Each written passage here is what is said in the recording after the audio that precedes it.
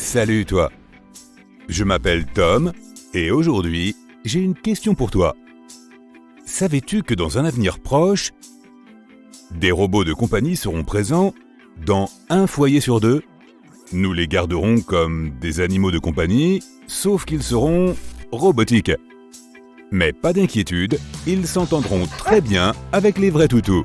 Si tu te demandes s'il existe aujourd'hui des robots inspirés par des animaux, nous allons répondre à cette question. Les cafards, qu'on les aime ou non, semblent bien voués à rester. Ils nous donnent la chair de poule avec leurs pattes et leurs carapaces, mais ils existent depuis 400 millions d'années.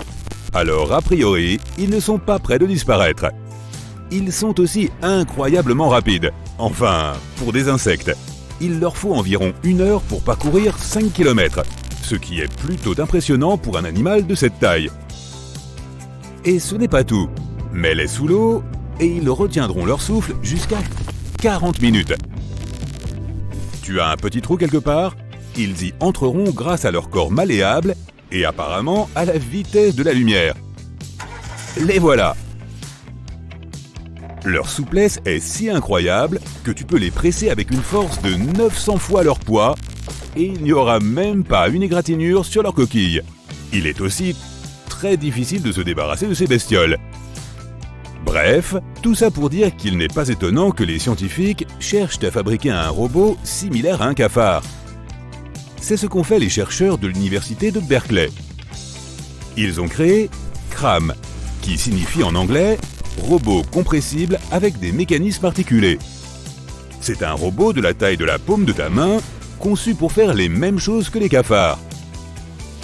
Il a une coque en plastique articulée qui lui permet de se faufiler partout. Son principal objectif est de réaliser des missions de recherche et de sauvetage. Continuons avec les animaux de petite taille.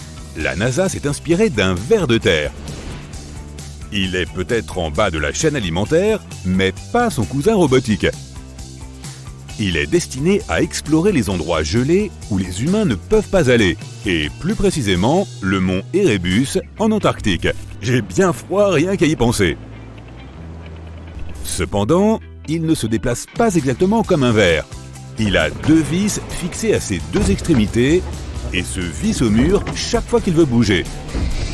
Mais voici ce qui le rend spécial. Chaque fois qu'il est vissé à une paroi, il collecte des données. La NASA pense qu'il peut être encore amélioré pour l'exploration spatiale. Donc, ce ne serait plus un ver de glace, mais plutôt un ver de l'espace, et aussi le premier ver à aller dans l'espace d'ailleurs.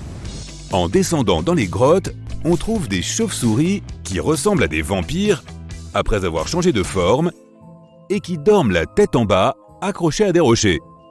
Regarde ces superbes ailes noires, mystérieuses mais fascinantes. Après la Batmobile, voici le Batbot. C'est une chauve-souris robotisée. Elle ne pèse pas très lourd et n'est pas très grande, mais elle est impressionnante. Ses ailes reproduisent l'élasticité des ailes d'une chauve-souris. L'équipe qui développe ce robot a dû créer une membrane en silicone personnalisée pour cela. Ces robots chauve-souris sont aussi très économes en énergie, ce qui signifie qu'ils peuvent voler pendant longtemps. Un peu comme les vraies chauves-souris d'ailleurs. Prenons maintenant le chemin des océans. Le robot que tu vois est un poisson. Et devine quoi? Il vit aussi avec eux. Il s'appelle Sophi et son apparence est très similaire à celle d'un poisson. Il est fabriqué à moitié en silicone et en caoutchouc et à moitié en électronique. L'avant est imprimé en 3D et c'est là que se trouve l'électronique. L'avantage de sa composition est qu'il peut se cogner contre n'importe quoi sans être endommagé, ni blesser d'autres formes de vie marine. Quoi qu'il en soit, ce n'est probablement pas une bonne chose qu'il se promène en donnant des coups de tête aux autres poissons. Pour contrôler ce robot, il faut utiliser une manette Super Nintendo. Alors, si tu aimes les jeux vidéo comme moi, tu vas adorer. Et si tu te demandes comment il ne coule pas au fond de l'océan, c'est parce qu'il a à bord une unité de contrôle de flottabilité. Cela permet à la personne qui le contrôle de décider à quelle profondeur aller. Pour couronner le tout et compléter le look, le robot SoFi a une lentille en forme d'œil de poisson à l'avant. Les guépards courent très vite, environ 105 à 110 km/h. Admire donc cette puissante accélération. C'est l'animal le plus rapide sur Terre. Il peut d'ailleurs passer de 0 à 100 km/h plus vite qu'une voiture de course. 3, 2, 1, go! Mais il y a une chose que nous n'avons encore jamais vu un guépard faire. Un backflip. Eh bien, ce robot en est capable. Voici Cheetah 3. Il est censé être indestructible et il fait aussi des backflips. Il a surtout été construit pour que les scientifiques puissent expérimenter des choses folles sur lui. Il ressemble à un guépard, donc le nom est approprié, bien qu'il ne court pas aussi vite. En fait, il fait seulement 16 km/h pour être exact. Il ne peut pas faire la course avec des voitures, mais il peut faire un backflip. Donc, un point pour le guépard normal et un point pour le guépard robotique. Match nul. Le robot suivant est inspiré par les serpents. Oui, ces monstres visqueux.